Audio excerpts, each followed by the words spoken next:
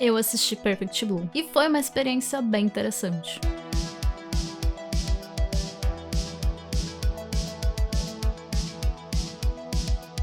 Antes de tudo, isso aqui não vai ser um resumão para fazer trabalho de escola. Eu vou passar pelos acontecimentos de forma não necessariamente linear. A ideia aqui é construir um raciocínio, discutir os significados e, por que não, algumas teorias. Então sim, esse vídeo tem spoilers, se você se importa muito com isso. Perfect Blue, de 1997, é definitivamente um clássico da animação japonesa, que você precisa assistir, junto com obras como Akira e Túmulo dos Vagalumes. Esse foi o filme de estreia do Satoshi Kon, que depois também faria Páprica e Paranoia Agente. E todas essas obras exploram esse limite entre realidade e fantasia. Esse foi meu primeiro contato com o diretor e com certeza eu quero ver mais dele e possivelmente trazer alguma coisa pra cá.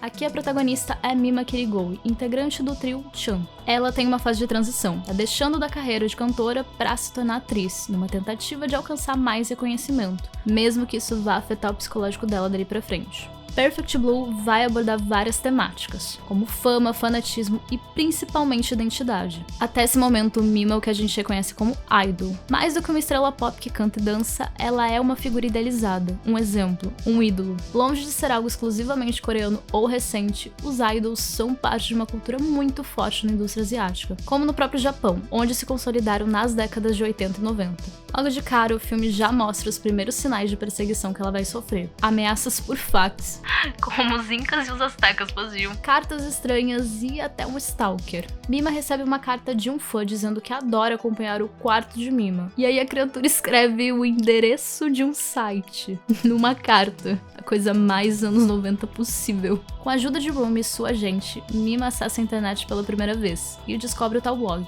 Ele é escrito em primeira pessoa, como se fosse feito por ela, com detalhes que vão de uma fanfic bem escrita a relatos absurdamente precisos do seu dia a dia. Coisas que só quem estivesse literalmente atrás dela poderia saber. O título por si só já é simbólico. É como se o fã estivesse invadindo a sua última esfera de privacidade, a intimidade do seu quarto. O que, vamos combinar, é bem medonho.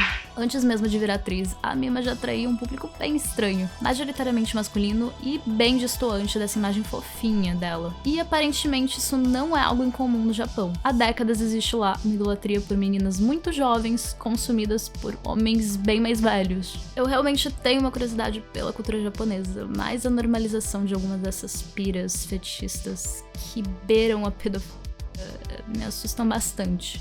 É nesse primeiro momento que aparece o Shida, o stalker obcecado da Mima. Um cara que é sem dúvida o meu demônio da paralisia do sono. Ele se autodenomina Memania, o que é bem ridículo, mas já diz muito sobre o que ele é. Uma espécie de representação do fanatismo. O design horroroso, o jeito que ele fala e se comunica, tudo nessa criatura vai te dar gastura e vai te fazer sentir na pele o que tem alguém te observando, te seguindo, obcecado em você.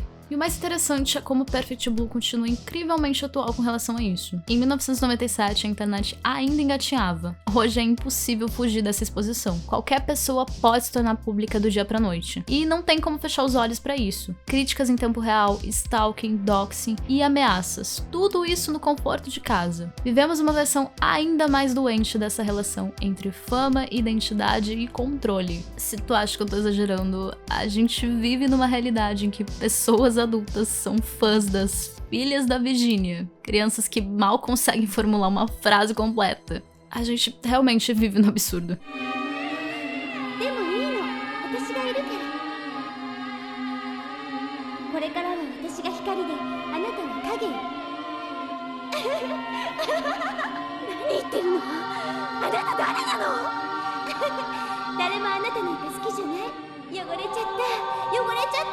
Oi, Thay aqui, passando rapidinho pra te lembrar de se inscrever, deixar o like e interagir nos comentários se for possível, pra ajudar alguém que tá começando. É isso, fui. A virada acontece quando Mima consegue um papel em uma série policial, chamada Double Bind, que reflete muitos temas do próprio filme. É por causa dessa série e da sua nova carreira que as coisas começam a tomar um rumo cada vez mais sombrio. O ponto de ruptura é a cena de estupro.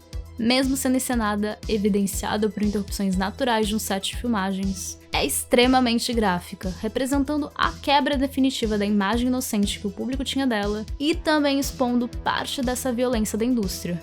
Há uma ruptura com essa figura da idol idealizada e imaculada, se distanciando dessa pureza tanto estética quanto moral.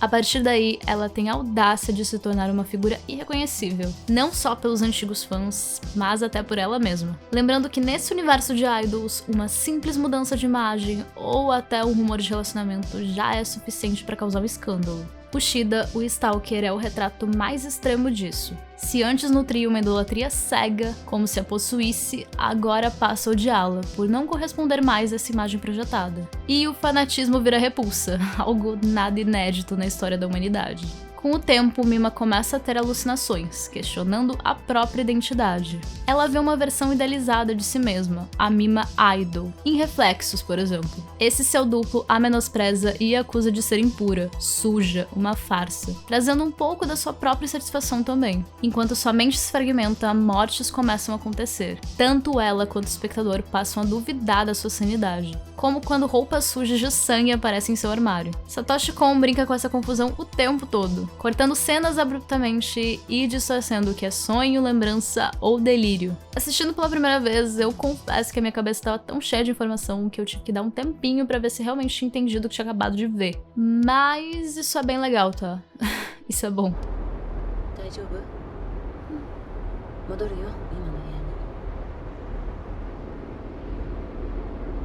Mais do que um filme sobre fama e exposição, a animação também fala sobre ser mulher dentro da indústria. O quanto se é cobrado, o quanto é preciso se doar e se expor para ser levado a sério. Desde o começo, a Mima já é vista como um produto. E isso não é exclusivo da cultura idol. Em qualquer lugar de entretenimento, as mulheres são as que pagam o preço mais alto. E quando tentam se livrar dessa lógica, são julgadas e substituídas. E Perfect Blue vai trazer cenas que marcam muito bem essa exploração. Outro tema central é a identidade, que recai especialmente sobre a Rumi, a agente da Mima. Rumi também foi uma idol no passado, mas sua carreira fracassou e ela acabou caindo no esquecimento. Por isso, ela acaba projetando em Mima seus próprios sonhos frustrados e, desde o início, já demonstra certa relutância em relação às escolhas que estão sendo tomadas.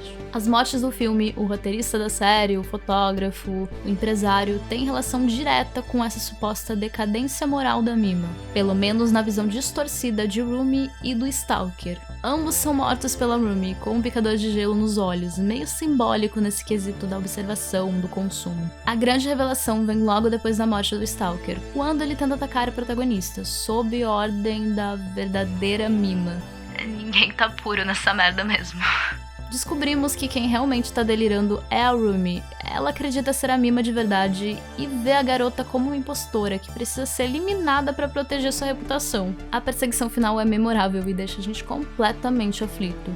Imagina a merda que não deve ser morrer furado por um guarda-chuva.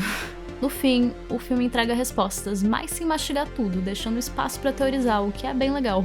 Eu particularmente não sou muito entusiasta do final explicado. Gosto bastante de obras que te dão um subtexto para ser analisado, mas não precisam de uma verdade universal por trás desses acontecimentos. Perfect Blue é incrível, me deixou em choque da primeira vez que eu vi, e na segunda, entendendo todo, ficou ainda melhor. É um filme visualmente marcante, com um ótimo roteiro e temas que continuam bem atuais e relevantes.